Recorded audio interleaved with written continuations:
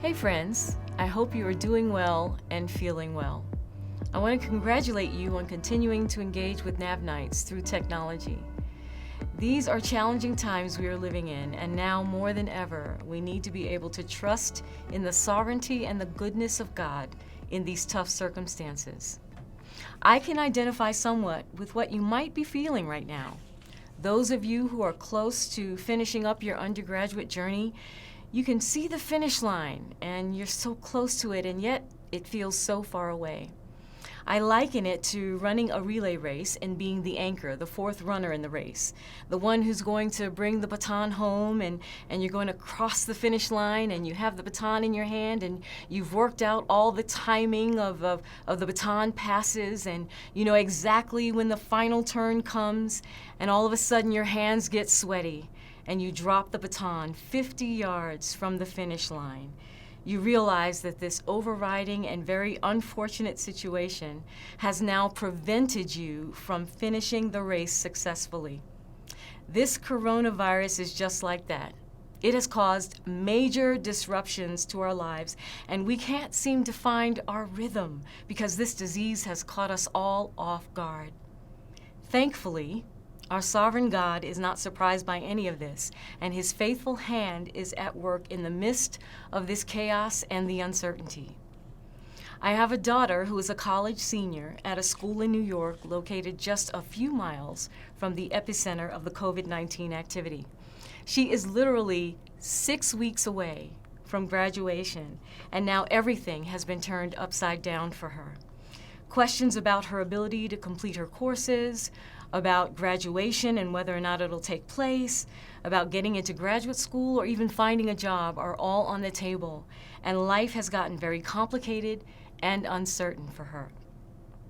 And so how do you process all of this upheaval in the context of your life as a Christ follower?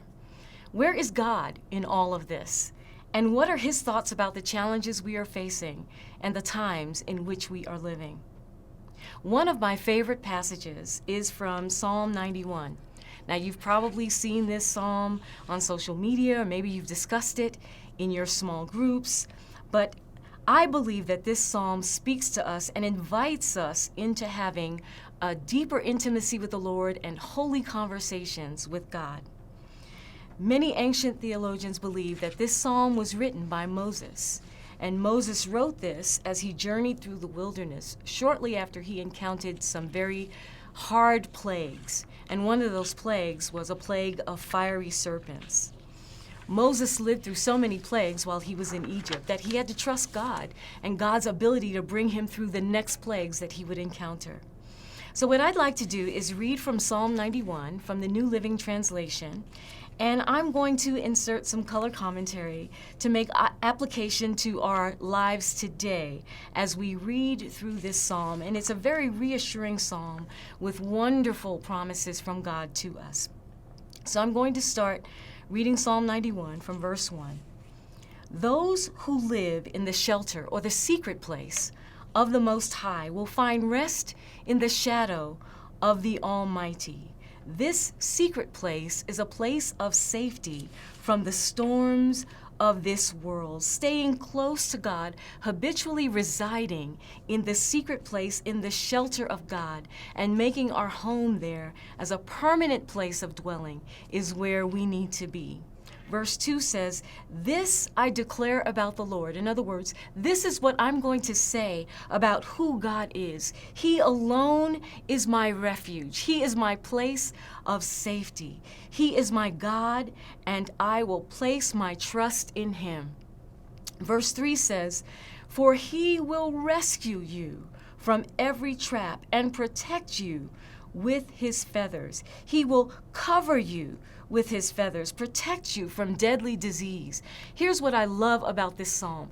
I can appropriate these words and apply it to myself. I can make it personal to me.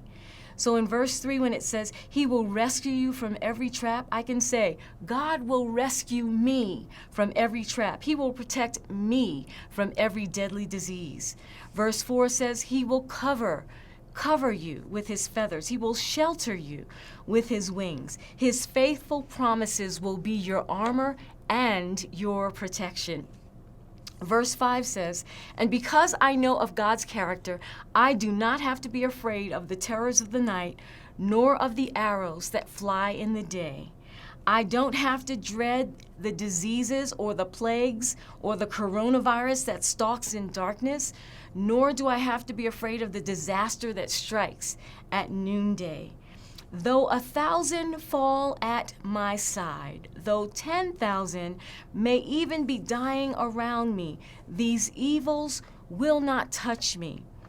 There is a certain level of immunity from disaster, not from hardship or difficulty or trials, but certainly from the devastation and disaster that these trials bring to us. Verse 8 says, "Just open your eyes and see how the wicked are punished." In other words, keep your eyes open and see how God is going to vindicate you. See how God will rescue you through these trials. Verse 9 says, "If you make the Lord your refuge, if you make the Most High your shelter, no evil will conquer you, and no plague will come near your home." Now, this doesn't mean that we're not going to go through hard things. It means that we won't be overtaken or defeated or defined by those hard things. Verse 11 says, "For he will order his angels to protect you wherever you go." God will give his angels a command to protect God's people wherever we go. Verse 12 says, "They will hold you up with their hands. The angels of the Lord will hold you, so you won't even hurt your foot on a stone." That means that we have the promise of being sure-footed in God. We are secure, and our footing is secure in him. And verse 13 says, "Why do we know that our footing is secure? Because we're going to need our feet to be able to trample upon lions and cobras, and we will crush the fierce lions and serpents under our feet." In verse 14, the Lord says, "I will rescue those who love me. I will protect those who trust in my name. And when they call on me, I will answer them." Who is they? They are those who love God and who trust in God's name. And he goes on to say in verse 15, "When they call on me, I will answer." When those who love me and trust in my name call, I will be with them in trouble. I will deliver them and rescue them. I will honor them, and I will reward them with long life and give them my salvation. It is a beautiful thing to be able to rely on the promises of God and his commitments to us. And so there are 10 that I just want to highlight from this passage. Number 1, God will rescue us from danger. That's a certainty. Number 2, he will protect us from deadly diseases. Number 3, God will cover us. Number 4, he will shelter us. Number 5, God will punish our enemies. In other words, he will run interference on those things that are designed to destroy us. Number 6, God will command his angels to protect us wherever we are. Number 7, we will be held by the angels of the Lord. Promise number 8, God will answer when we call.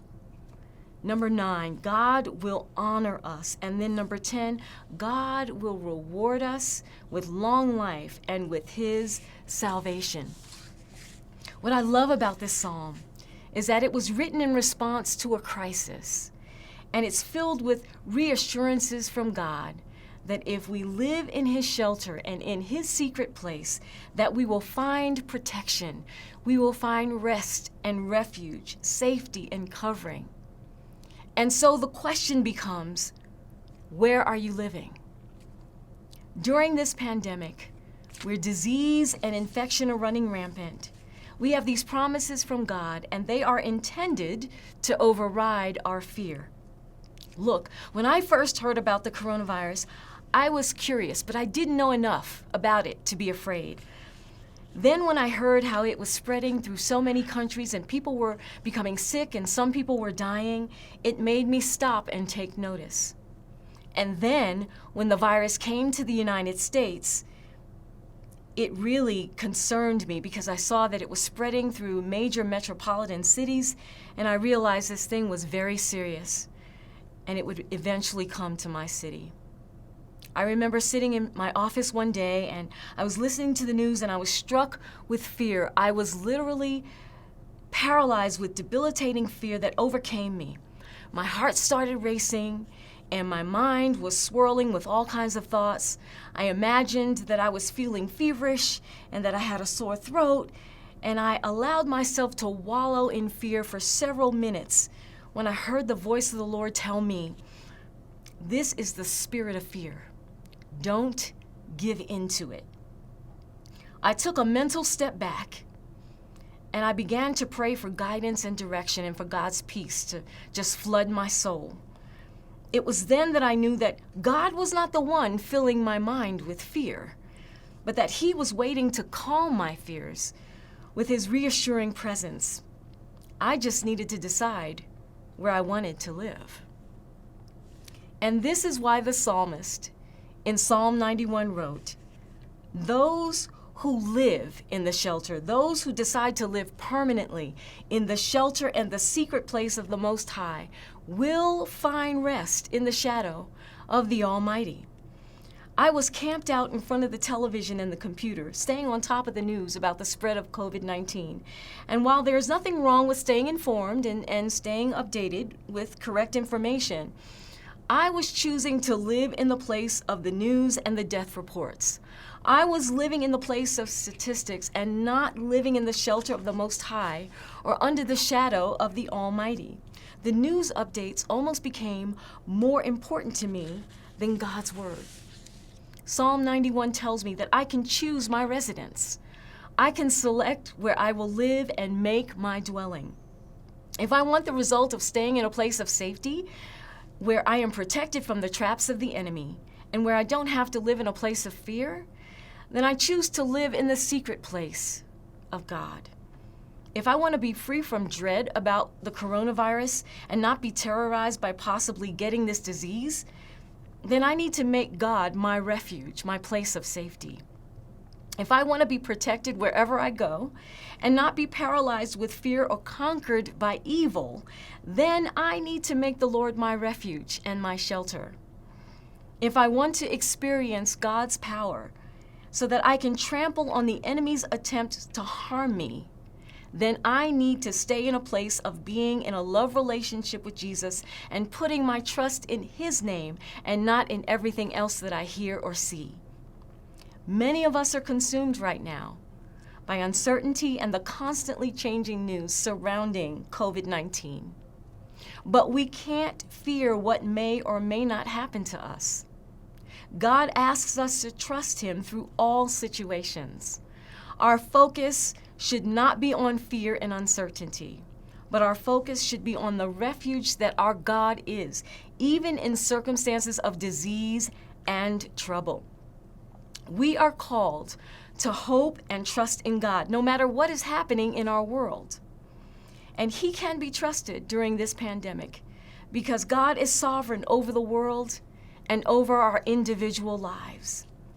Does this mean that because we love and trust God, that we will never get sick or that bad things won't happen to us? No, that is not what this means. Avoiding illness is a fate that no one can escape in this fallen world of ours. But what is important is that we know where our true home is and who our God, our mighty God, is.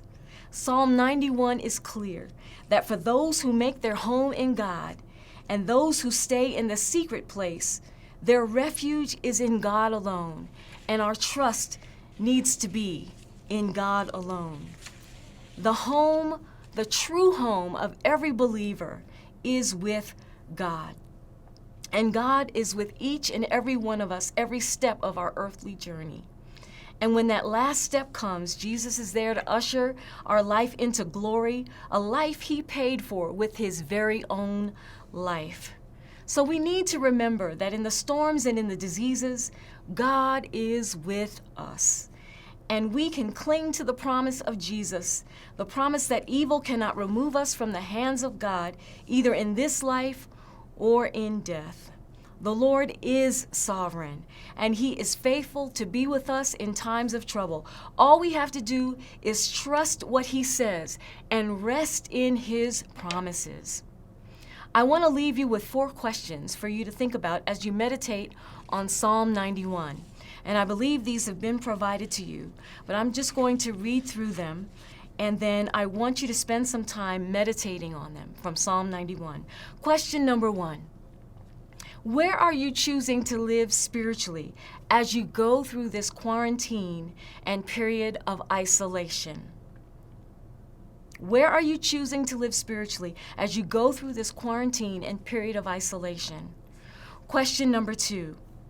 What promises from God are you relying heavily upon right now?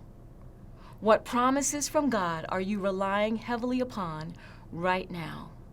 Question 3. What characteristics of God are highlighted for you in Psalm 91? What characteristics of God are highlighted for you in Psalm 91? And the last question.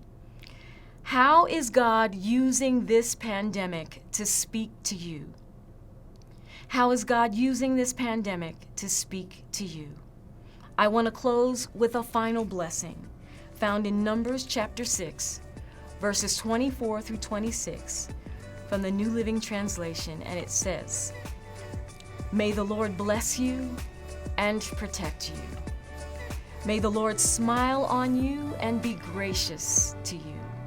May the Lord show you His favor and give you His peace. God will take care of you as you also take care of others. God bless you.